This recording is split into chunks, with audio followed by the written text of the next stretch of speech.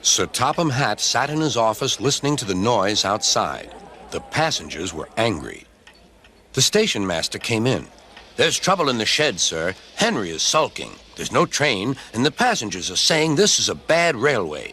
"Indeed," said Sir Topham Hatt, "we cannot allow that." He found Gordon, James, and Henry looking very cross. "Come along, Henry. It's time your train was ready." "Henry's not going," said Gordon. "We won't shunt like little tank engines. That was Thomas's job. We're important tender engines. You fetch our coaches and we will pull them. Tender engines don't shunt." "We'll see about that," said Sir Topham Hatt. "No engine on my railway is too important for small jobs." And he hurried away to find Edward. The yard has never been the same since Thomas left to run his branch line, he thought sadly. Edward was shunting.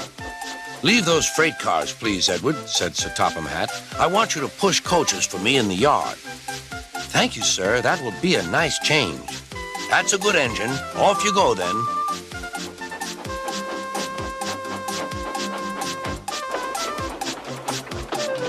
So Edward found coaches for the 3 engines, and that day the trains ran as usual.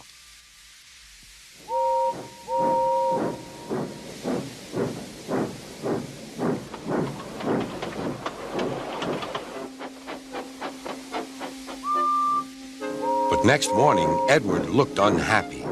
Gordon came clanking past, hissing rudely. "Bless me," said Sir Topham Hatt. "What a noise!"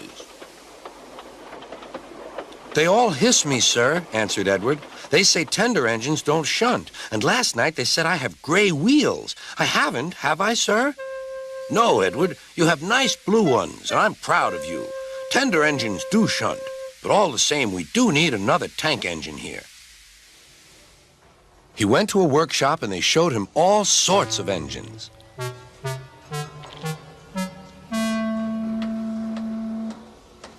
At last he saw a smart little green engine with 4 wheels. "That's the one," he thought. "If I choose you, will you work hard?"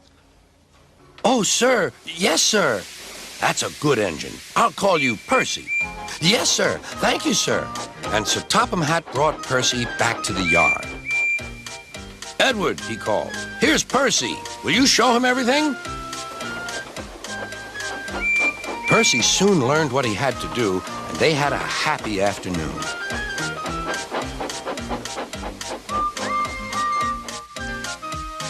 Then Henry came by, hissing as usual. "Wheesh!" went Percy. Henry jumped and ran back to the shed. "How beautifully you wheeshed him," laughed Edward. "I can't wheesh like that." "Oh," said Percy, "that's nothing. You should hear them in the workshop. You have to wheesh loudly to make yourself heard." Next morning, Thomas arrived. "Sir Topham Hatt sent for me. I expect he wants help," he said to Edward. "Shh, shh, here he comes," replied Edward. "Well done, Thomas. You've been quick. Listen, Henry, Gordon, and James are sulking. They say they won't shunt like little tank engines. So I have shut them up, and I want you both to run the line for a while." "Little tank engines indeed," snorted Thomas. "We'll show them." "And Percy will help too." "Oh, sir, yes, sir, please, sir," answered Percy. Edward and Thomas worked the main line, greeting each other as they passed by.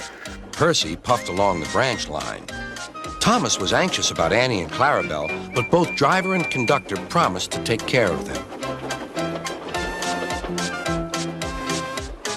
There were fewer trains, but the passengers didn't mind. They knew the 3 other engines were having a lesson. Gordon, James, and Henry were cold, lonely, and miserable. They wished now they hadn't been so silly.